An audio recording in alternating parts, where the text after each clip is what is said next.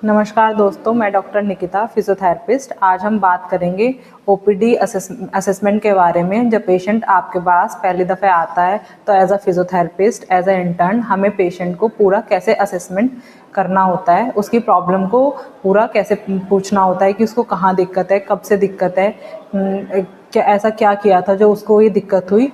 तो वो step by step हम कैसे पता करेंगे, तो उस असेसमेंट के बारे में मैं आज आपको बताऊंगी। स्टेप 1, सबसे पहले हम बात करते हैं बेसिक डिटेल्स के बारे में।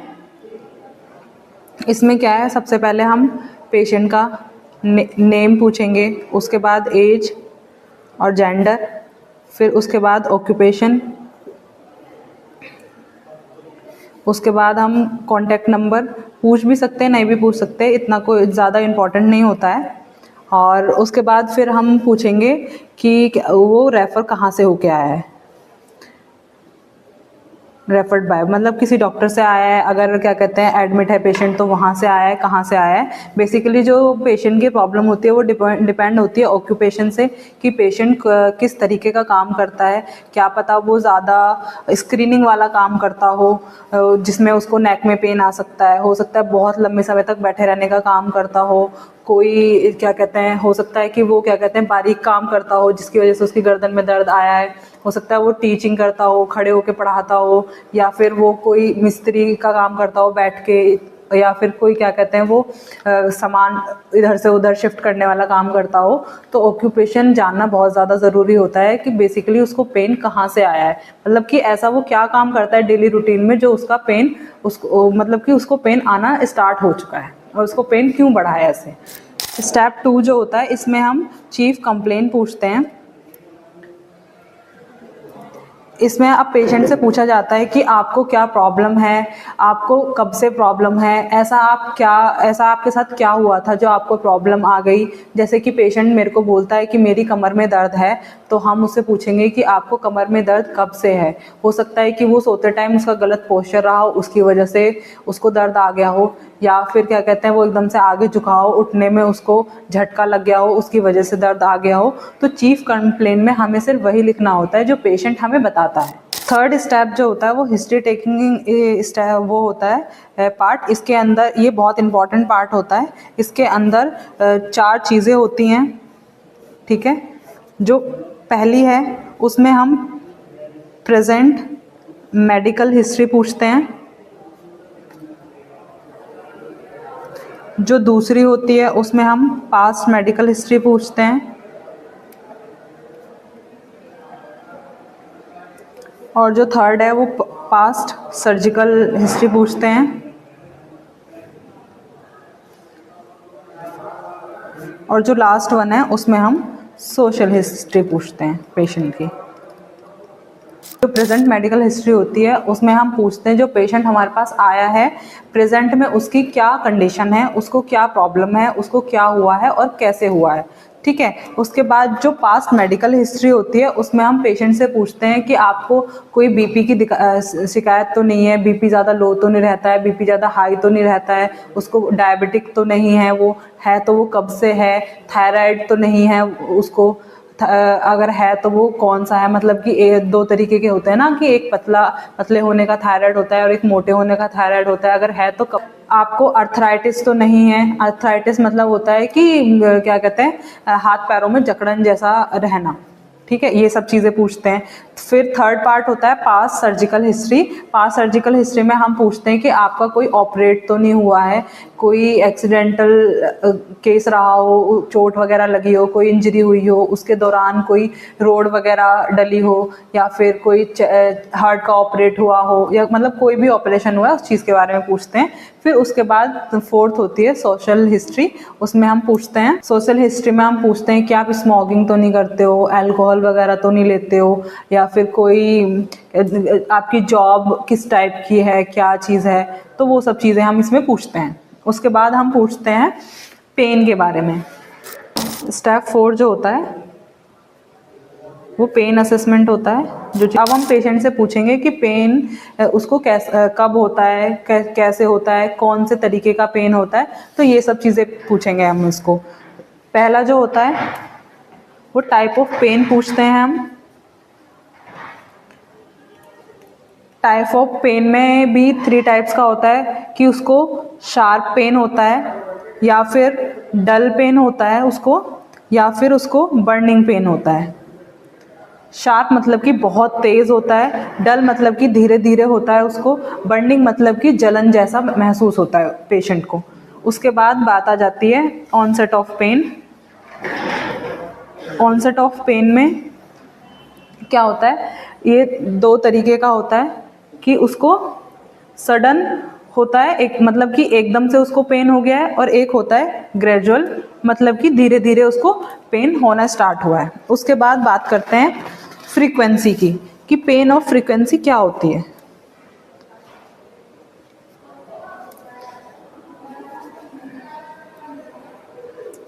मतलब कि ऐसा वो क्या करता है कि जब ऐसी कौन सी एक्टिविटी करता है जो उसका पेन बढ़ जाता है। जैसे कि मतलब कि वो लेट रहा है तो लेट के उठता है तब उसको दर्द हो जाता है, या फिर वो बैठ के उठ रहा है तब उसको दर्द हो रहा है, या फिर वो वॉकिंग कर रहा है तब उसको दर्द हो रहा है, या फिर वो गर्दन आगे कर रहा है तब उसको दर्द हो रहा है, या वो आगे झुक रहा है तब उसको दर्द हो रहा है, या सीढ़ियाँ चढ़ रहा है तब उसको दर्द हो रहा है, तो या फिर रात में सोते टाइम उसको दर्द हो रहा है। मतलब कि ऐसी कौन सी एक्टिविटी वो कर रहा है जिससे उसको दर्द आ रहा है।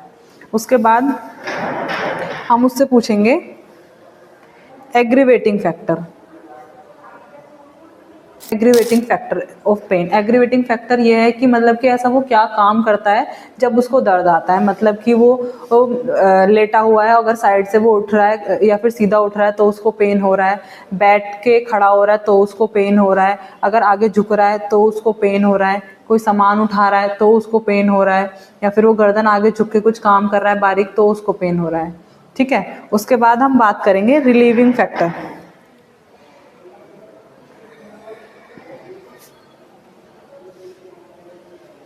हम बात करेंगे कि ऐसा वो क्या काम करता है जिससे उसके पेन में आराम मिलता है। मतलब कि वो थोड़े टाइम तक बैठे रहता है तो उसके पेन में आराम रहता है, और या फिर वो थोड़ा सा घूम फिर लेता है तो उसको थोड़ा अच्छा लगता है, उसके पेन में आराम मिल जाता है, या फिर वो थोड़ा लेट जाता है तो उसको आराम मिलता है। मतलब कि बेसिकली पॉइंट ये है कि वो ऐसा क्या करता है जिस वजह से उसके दर्द में थोड़ा सा आराम मिल जाता है। उसके बाद हम पूछते हैं वास स्केल। वास स्केल जो होता है विजुअल एनालॉग स्केल होता है। इसमें हम इसमें क्या करते हैं 0 से 10 तक के कुछ पॉइंट्स देते हैं। जैसे कि 0 है तो नो पेन, अगर 5 है तो मिडिल पेन है, अगर 10 है तो वर्स पेन है, बहुत ज़्यादा सीवियर पेन है कि पेशेंट को बर्दाश्त नहीं हो रहा है। तो हम पेशेंट से पूछते हैं कि जब पेशेंट हमारे पास आता है कि उसको कितना दर्द है, मतलब उससे पूछेंगे कि 10 में से कितने परसेंटेज अभी आपको दर्द है, जिससे हम आइडिया लगा सकें जब उसको रिलीफ मिल जाए कि उसको कितना % रिलीफ मिला है उन दोनों के डिफरेंस से। तो इसमें हम 0 to 10 का रखते हैं, बीच में 5, ये है नो पेन,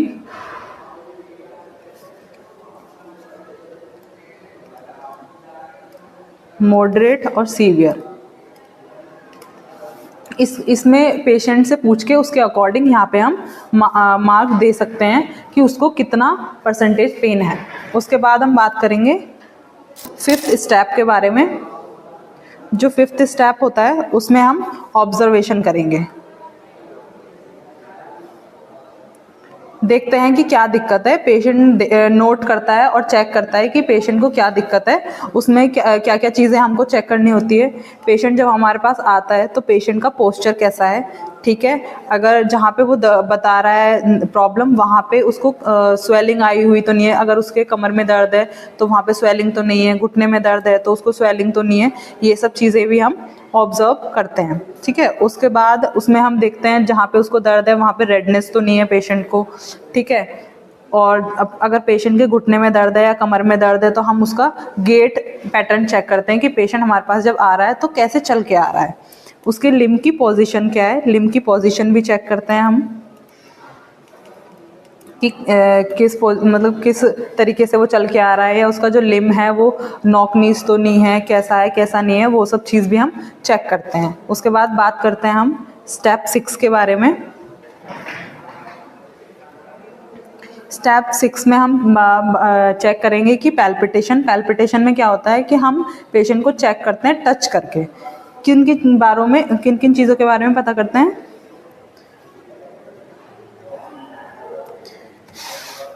पहला उसमें आ जाता है टेंडरनेस, मतलब कि हम वहाँ पे दबा के, उस पॉइंट पे दबा के पता करते हैं कि वहाँ पे पेशेंट को टच करने से पेन तो नहीं आ रहा है। फिर उसके बाद हम पता करते हैं वार्मथ की, मतलब कि वहाँ पे फील करते हैं हम पेशेंट की स्किन पे टच करके कि वो गर्म है कि क्या कहते हैं ठंडी हो रखी है या फिर मतलब कैसी हो रखी है। स्किन का टेम्परेचर बेसिकली हम पता करते हैं। उसके बाद हम पता करते हैं एडिमा तो नहीं बना हुआ है पेशेंट के स्किन पे, सूजन तो नहीं आ गई। एडिमा भी बहुत तरीके का होता है कि पिटिंग एडिमा है कि नॉन पिटिंग एडिमा है, उसको भी हम टैप करके पता करके बताते हैं कि मतलब अगर बहुत लंबे समय तक क्या कहते हैं हमने प्रेस किया और वो वैसा ही दबा रह गया और ऊपर तक आने स्किन प्रॉपर नॉर्मल आने में टाइम लग रहा है तो हो सकता है पिटिंग एडिमा हो, और अगर तुरंत प्रेस करके तुरंत वापस आ रहा है तो वो नॉन पिटिंग एडिमा हो सकता है। ये भी टाइप्स होते हैं एडिमा के। उसके बाद हम बात करेंगे डिफॉर्मिटी। कोई डिफॉर्मिटी तो नहीं है पेशेंट को, या फिर कोई कॉन्ट्रैक्चर फॉर्मेशन तो नहीं हो रखा है पेशेंट के, ये सब चीज़ देखते हैं। उसके बाद हम आ जाते हैं स्टेप नंबर 7 पे, 7 पे, जिसमें हम चेक करेंगे रेंज ऑफ मोशन, ROM। इसमें हम चेक करते हैं कि पेशेंट जब हमारे पास आया है तब वो एक्टिवली कितना परफॉर्म कर पा रहा है खुद से, और उसके बाद हमने जब पेशेंट की फिजियोथेरेपी की है तो उसके बाद कितना जा रहा है, मतलब कि पैसिवली कितना वो हमारी हेल्प से कितना कर पा रहा है और एक्टिवली कितना कर रहा है, तो उसकी हम पता करते हैं कि रेंज ऑफ मोशन कितनी है। तो इसमें हम 2 टाइप की रेंज ऑफ मोशन लेते हैं, एक एक्टिव ROM जिसमें कि पेशेंट खुद कितना मूव कर रहा है, और एक होती है पैसिव जिसमें थेरेपिस्ट की हेल्प से पेशेंट कितना मूव कर पा रहा है। ठीक है, जैसे कि पेशेंट हमारे पास आया है TKR का ही आया है बेसिकली, कुछ कुछ बीच में, तो उसका जो रेंज ऑफ मोशन है वो थोड़ा कम है, 20 या 30 डिग्री पर है, लेकिन जब हमने एक्सरसाइज कराई उसके दौरान वो उसका इंक्रीज होके 50 या 60 तक पहुंच गया है। तो उसका हमें पता चलता है कि वो खुद से कितना कर पा रहा है और थेरेपिस्ट की हेल्प से कितना कर पा रहा है, तो वो हम नोट करते हैं इसमें कि रेंज ऑफ मोशन कितना है। हम लास्ट में चेक करते हैं कि पेशेंट की 8th स्टेप में MMT, मैनुअल मसल टेस्टिंग। इसमें हम बेसिकली पता करते हैं कि जो पेशेंट हमारे पास आया है उस टाइम पे उसकी मसल की पावर कितनी है। तो जो हम पता करते हैं वो एक ग्रेडिंग के अकॉर्डिंग करते हैं। 5 तरह के ग्रेड होते हैं, तो वो मैं आपको बताती हूँ कौन कौन से होते हैं। जो ग्रेड 0 होता है उसमें नो कॉन्ट्रैक्शन होता है, नो कॉन्ट्रैक्शन और जो ऑफ मसल, और जो ग्रेड 1 होता है उसमें फ्लिकर मूवमेंट होती है। ठीक है,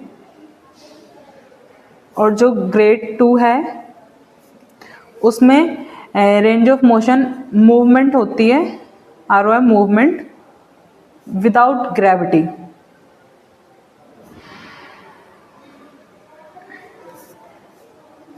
ग्रेड 3 में जो होती है ROM movement against the gravity.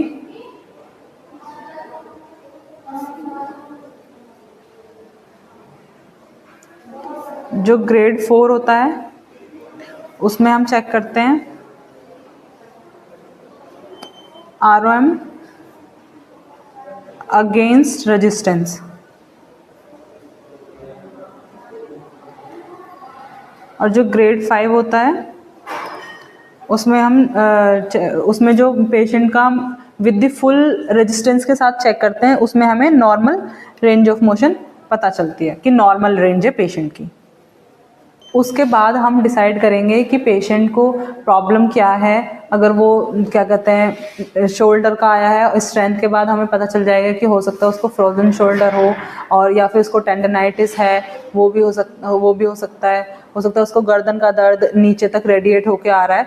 तो उस कंडीशन के हिसाब से हम पेशेंट को ट्रीटमेंट प्रोटोकॉल देते हैं। ट्रीटमेंट प्रोटोकॉल भी ऐसा है, अगर कि अभी हाल फिलहाल में हुआ है तो उसको हम टेंस मतलब कि पेशेंट की कंडीशन के हिसाब से डिपेंड करता है कि उसको हम क्या फिजियोथेरेपी ट्रीटमेंट हम देंगे, जिससे उसका पेन में आराम आ जाएगा धीरे धीरे। फिर उसके बाद उसको जब 50% पेन में रिलीफ आ जाएगा उसके बाद फिर हम उसको स्टैंडिंग एक्सरसाइजेज और आइसोमेट्रिक एक्सरसाइजेज बताएंगे, फिर वो धीरे धीरे वो करेगा।